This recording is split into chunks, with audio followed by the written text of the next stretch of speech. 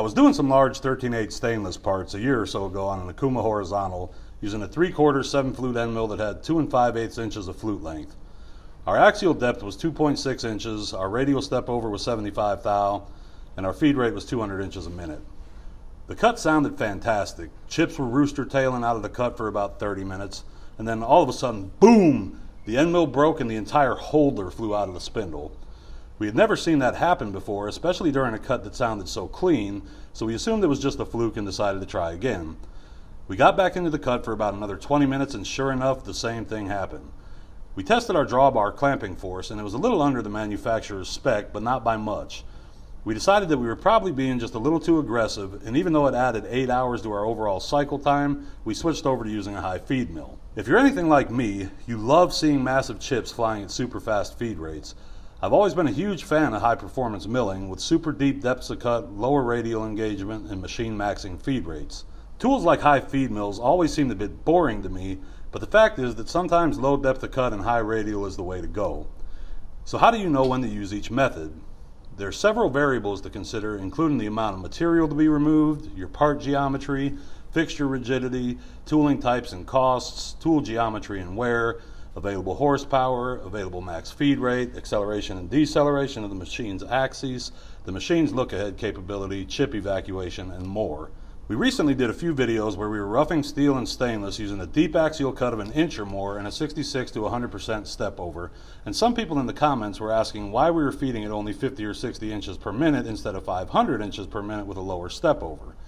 In these cases, the answer was pretty simple. We were using a big machine with a high torque spindle, and even though we could have programmed these tool paths at 500 inches a minute, the machine would only have physically hit that feed rate during long linear cuts. After testing some programmed tool paths, we found that our actual cycle time was double or triple our estimated cycle time due to direction changes in the tool path. So in this case, we got better material removal rates using a large radial step over and a deep axial step down. Now, not all tools are created equal. I've seen an end mill from one manufacturer last for 10 minutes in titanium, and an end mill from another manufacturer last for 3 hours with the same feeds and speeds. Then again, you might be using a 15-flute Kennametal end mill in titanium like Jesse did in his swarf milling video recently, and instead of just running at 200 SFM, you're running at 600 SFM. On some machines that are meant for super fast feeding or mold making, you may find that the lower radial engagement and full axial depth gets you a better MRR.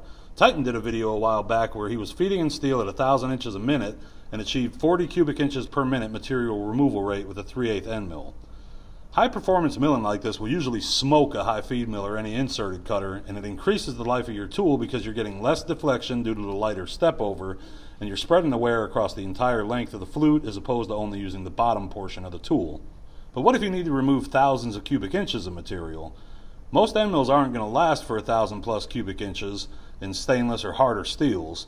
Although the MRR with an end mill will likely be higher, the risk of breaking an end mill mid-part usually isn't worth it, although this risk can be mitigated using spindle load monitoring. That said, using high feed mills with a low axial depth and a high radial step over is going to get you the most bang for your buck and less problems during the process. But at the same time, you end up with other risks when using inserted cutters like breaking inserts and turning your tool holder into lava against your stock. In the end, you just have to look at your unique combination of machine, software, tooling, and part and make an informed decision on which method is going to work best for you.